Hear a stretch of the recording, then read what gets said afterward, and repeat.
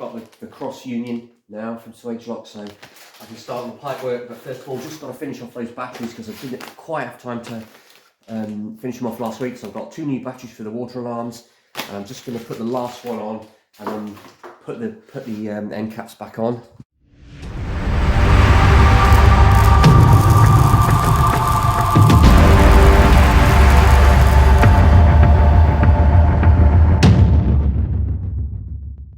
So once I get these caps on, then I think we're back to dive ready, and then I can start on doing this new high pressure pipe work. But I want to get in the water fairly soon and get a little test done.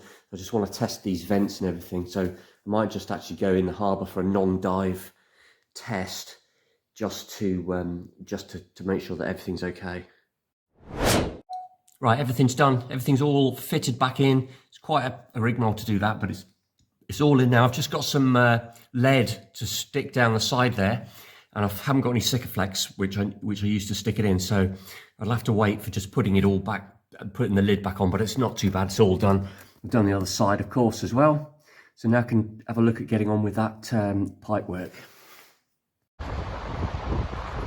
Right, this is where I'm going to take off the 2 high pressure feeds for these 2 new valves I'm going to put in. So I'm going to put that one in there. I'm going to just get this in here. First problem.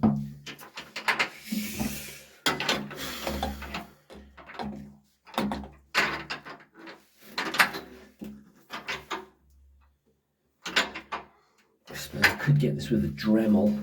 Might be better actually. Yeah, I'll get the Dremel.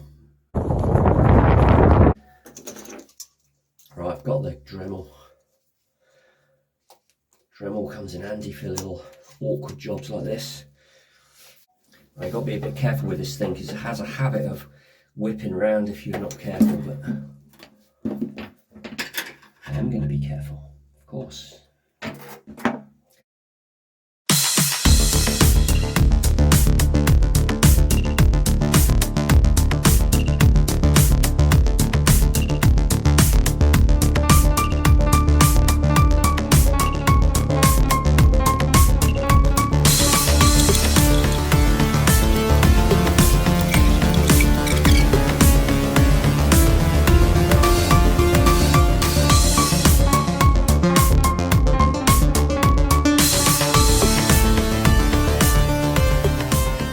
Just have to quickly Google how tight these have to be. So officially you turn it up so it's finger tight, and then you go 1 1/4 turns, which is what I've tried to do, although it's a little bit difficult because of this being quite tight fit. I've had to actually use the spanner to tighten it up to where I think it's finger tight.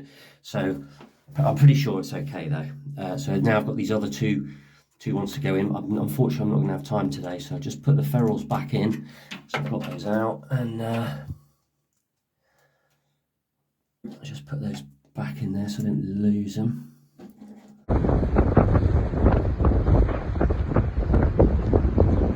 So I didn't really achieve that much yesterday. I don't think. It took me ages to get the batteries sorted out because the strap on the starboard side one got caught round at the back, and it was really difficult to poke it out with a stick.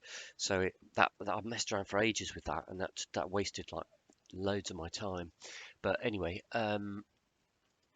so where are we? Here we go. This is another one that I've done this afternoon. It's sort of a compromise design. It does meet all the criteria. Smooth, saddle tanks, weight down low, high tower. Obviously it would need some legs, so I put something on like that, which I kind of don't really like because that does introduce a possible entanglement hazard. The whole idea was that I wanted it really smooth, but I'm afraid got to have some legs somewhere. It's got to be able to stand up.